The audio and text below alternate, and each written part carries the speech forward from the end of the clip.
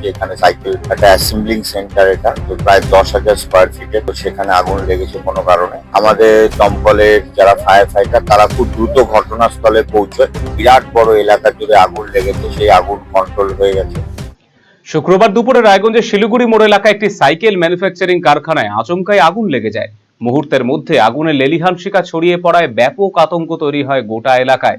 অগ্নিকাণ্ডের খবর পেয়ে এদিন রাতেই ঘটনাস্থল পরিদর্শনে পৌঁছলেন দমকল প্রতিমন্ত্রী তথা রায়গঞ্জের বিধায়ক কৌশিক চৌধুরী। তার সঙ্গে ঘটনাস্থলে পরিদর্শন করেছেন রায়গঞ্জের সাংসদ কার্তিক চন্দ্র পাল, কালিয়াগঞ্জের বিধায়ক উৎপল মহারাজ এবং হেমতাবাদের বিধায়ক হরিপদ বর্মন।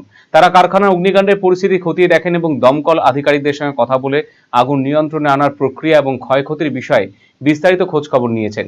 কিভাবে এই অগ্নিকাণ্ডের সূত্রপাত তা এখনো স্পষ্ট নয়। প্রাথমিকভাবে আগুন লাগার কারণ নিয়ে বিভিন্ন সম্ভাবনা খতিয়ে দেখা হচ্ছে। দমকল এবং সংশ্লিষ্ট আধিকারিকদের পক্ষ থেকে ঘটনার কারণ অনুসন্ধান করা হচ্ছে।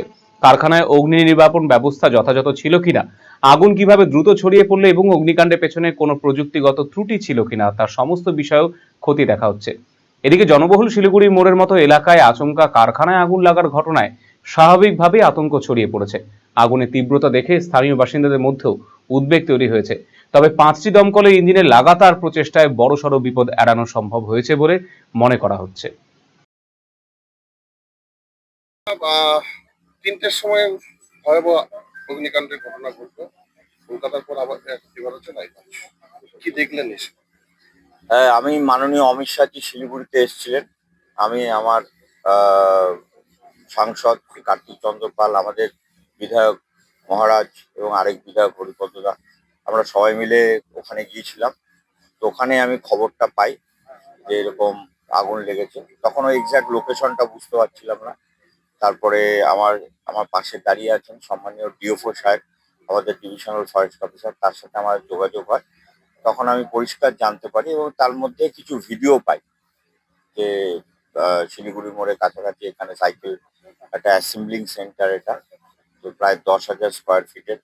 তো সেখানে আগুন লেগেছে কোনো কারণে।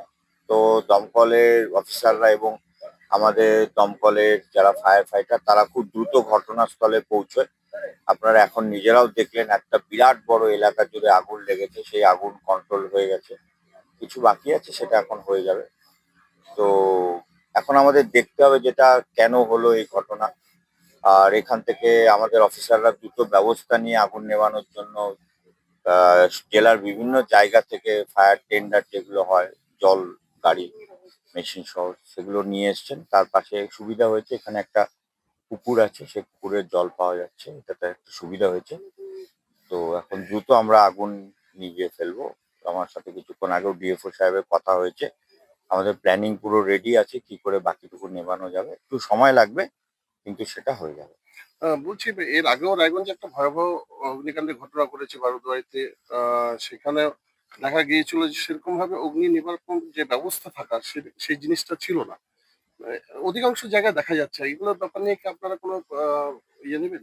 দেখুন, গত 15 বছরে একটা ভয়ঙ্কর অরাজকতা চলেছে, আর তার মাসুল দিতে হচ্ছে এখন। আপনারা সবাই খবর করেছেন, লাস্ট 7 দিনের মধ্যে পশ্চিমবঙ্গের বিভিন্ন জায়গায় বিপর্যয় হচ্ছে, 18 জন মারা গেছে। কিন্তু পাশাপাশি একটা জিনিস সত্যি, আমাদের ফায়ারের অফিসার এবং দমকলের যারা ফায়ার ফাইটার তারা কিন্তু উদ্ধারক। সারা ইন্ডিয়া এখন রিলায়েন্সের ডিস্কো উদযাপন করছে।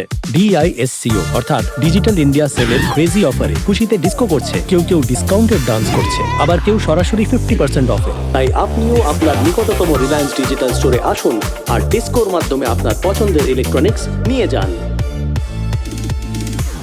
বিকেলে কিছু ফ্রেন্ডসরা আসছে, তো বিকেলের খাবারটা একটু এক্সট্রা। এক্সট্রা? আজকাল মার্কেটে কিচ্ছু এক্সট্রা পাওয়া যায় না। কে বললো?